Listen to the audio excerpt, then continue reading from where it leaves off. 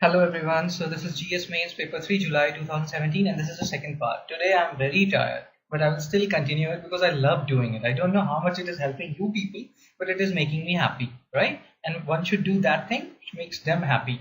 Okay, so I will not do jibber jabber much. I will move on. I'll move on and we'll start the topics. So the first topic is loan waiver. We have done till 5 topics, right? Now this is the sixth topic, that is loan waiver, right? Now, what is loan waiver? Now, we have seen there is a race going on among different Indian states for loan waivers. UP has provided it, other states are in the race, and this has actually become a political tool, isn't it? Okay, so let's talk about this issue.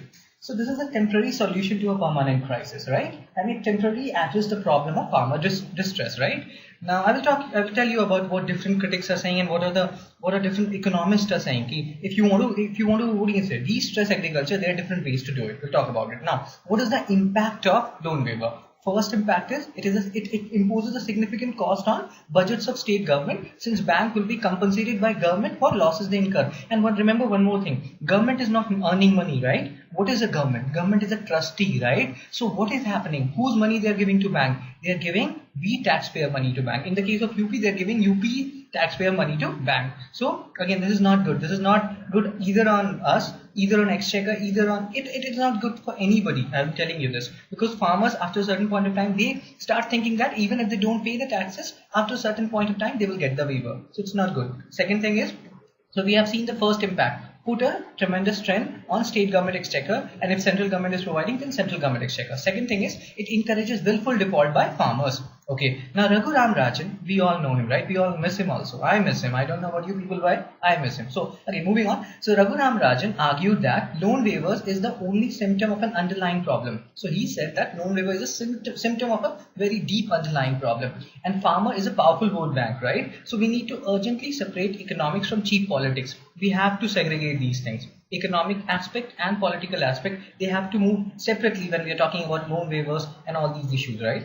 Now, agrarian crisis cannot be solved through temporary populist measures, but requires structural reforms. Now, I was telling you about, there's different measures. If you want to de-stress farmers, de-stress agriculture, increase MSP, right? Increase minimum support price. So that would be helpful for everybody instead of doing this loan waiver thing. Okay. Now, moving on to GM crops. Now, GM crops, again, it is an important topic, right? And again, lots of debates are going on whether we should grow GM crops or not. Now again, there are three views on it. One view which will oppose GM crops, one view which will support GM crops, and one will which will take a central path, right? So let's talk about those views one by one. Now, first view, which is against GM crops, they are saying that we have moved from dismal regulation of BT cotton to outright delinquency in bid to commercialize ST mustard. So earlier we were against, we were what do you say, having campaigns regarding BT cotton, but now we want to commercialize ST mustard as soon as possible. This is not my view. This is the view of a person or a author who is against GM crops or against growing of GM crops. The second thing what this particular author is saying is that US invented GMOs, right? Genetically modified organisms. GMO stands for genetically modified organisms. So US invented GMOs and commercialized them despite serious safety concerns expressed by government scientists. Now here again, they are giving some facts also. California reaffirmed last month, despite GM Monsanto's best efforts, that is glyphosate, considered the safest herbicide, will be included in a list of chemicals labeled as cancer causing. So a herbicide which was called glyphosate, which was considered the safest herbicide, now they are including it in the terms of cancer causing. So what they're trying to tell you by this is that even if we are considering that this GMO and GM crops are good right now, but we don't know what will happen in future, so we have to take necessary precautions, right? Maybe after certain point of time we can we do certain more research and we find out that no, GM crops are not that good as we are supposing them to be at this particular point of time. Okay, again, what this particular author is saying that we must learn from lessons of history of hazardous technologies like DDT, asbestos, etc. DDT, dichloro-diphenyl trichloroethane. So we have talked about it, right? How it was causing all those bioaccumulations and magnification and what was happening, right? So earlier it was thought like it was very good and it was helping in all those things, insecticides removal and everything. But we have seen there hazardous hazardous repercussions as well, right? So we have to be careful regarding GM crops as well. Now GMOs, one more thing about GMOs or genetically modified organisms is that they are self-replicating, right? And resulting genetic contamination of the environment can't be contained, reversed, remedied or quantified, right? Since they are self-replicating. Now we must maintain India's still rich genetic diversity for future of our agriculture. So this was the first view. Now the second view, which support GM crops, they are saying that GM crops offer a promising solution to meet the world's food security needs in the foreseeable future. So we are suffering from food crisis. Lots of people in Africa, you must have heard about Africa. Drain of wealth has happened. See, in India it has happened, right? But in Africa, the magnitude of drain of wealth is enormous, right? So food security is a big issue right now. And if we are using GM crops, they will be helping in providing food security to a certain extent.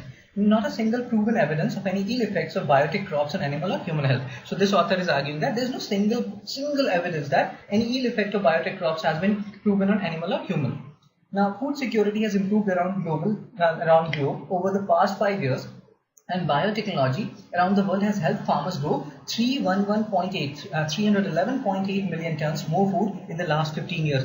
Keep track of these data, because it will make your answers look good. And one more thing, whenever you're writing any answer now, where you have to criticize or you have to critically comment, right? First write negative points, then write positive points, and then conclude it with optimistic views. So that will make your answer look good. So this particular GM crops debate which we are doing right now is based on the same pattern, right?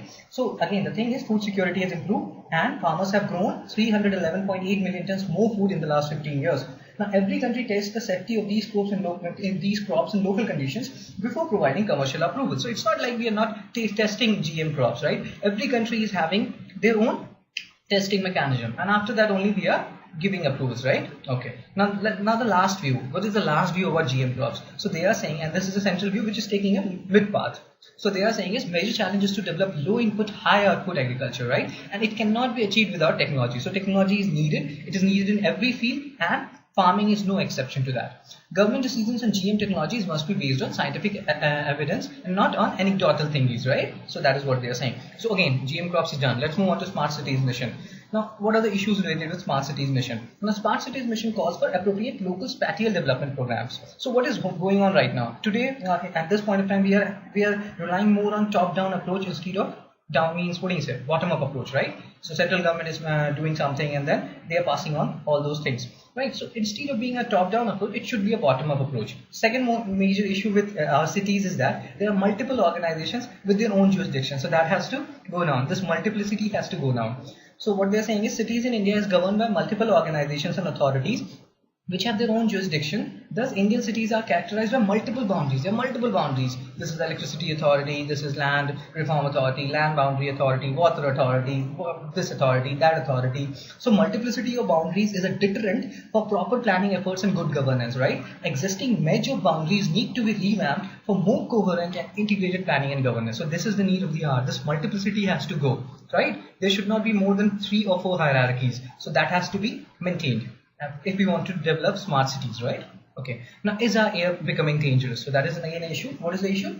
See, we will be talking about aerosols. Aerosols are solid or liquid particles in gas, right? And earlier it was assumed that aerosols are helping to maintain our temperature, means earth cooler. If aerosols were not there, then earth would have become much more hotter as compared to what it is right now.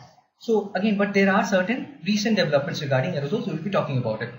So what are the issues? Though short-lived in atmosphere compared to CO2, carbon dioxide, aerosols absence would have made the earth hotter. Okay. However, enormity of these dust clouds means that they depress land and sea temperature. So since they keep land and sea temperature cooler, so what is the other effect of it? So the other effect is they are consequently reducing the strength of monsoon circulation. So according to peer-reviewed climate dynamics, so what the climate dynamics is saying, so they are saying that a combination of greenhouse gases, aerosols and changes in forest and agricultural cover was weakening the monsoon over the last 50 odd years. So this is the finding of climate dynamics. So you can say this about aerosol now. So aerosol is not all good. It has some negative effect also. It was suppressing the monsoon. Okay, now let's talk about painkillers. Now painkillers, we all know that even if you're suffering from headache or even if our nose is like having a super flow and all those things, we go to painkillers. But we have to stop using painkillers. It should be only used as a last resort, right? They may overtax kidneys and reduce muscles' ability to recover. Now painkiller is a part of science and tech, environment, so all these are part of. So I will tell you again, loan waiver. Loan waiver is a part of Indian economies and issues arising from it. GM crops, science and tech, smart cities mission. Again, infrastructure. We are talking about infrastructure. Infrastructure is a topic in GS paper 3. Air becoming dangerous, environment, painkiller, science and tech, antibiotic resistance, which we'll talk about right now. Again, science and tech. Now, how antibiotic resistance occurs? Now, there is a separate flow, and you can make a arrow-wise diagram in your copy, so that will look good. So the first step of antibiotic resistance is lots of bacteria, fewer drug resistance. The second step will be antibiotics kill bacteria causing illness and those protecting the body. So see, we take antibiotics to kill those bacteria which is causing illness, but at the same time they also kill some bacteria which are good, which are protecting your body. In the third step, drug resistance bacteria now allowed to grow. So some of the drug resistant bacteria now they will grow. Okay, and in the fourth step, some bacteria keep their drug resistance to others. Okay, now what are the causes of antibiotic resistance? First is overprescribing. Second is not taking antibiotics as prescribed. Third is unnecessary antibiotics used in agriculture. Fourth is poor infection control in hospital and clinics. You go to any hospitals in primary health centers, or you will see the condition is very bad. Fifth is poor hygiene and sanitation practices, same which I was saying right now.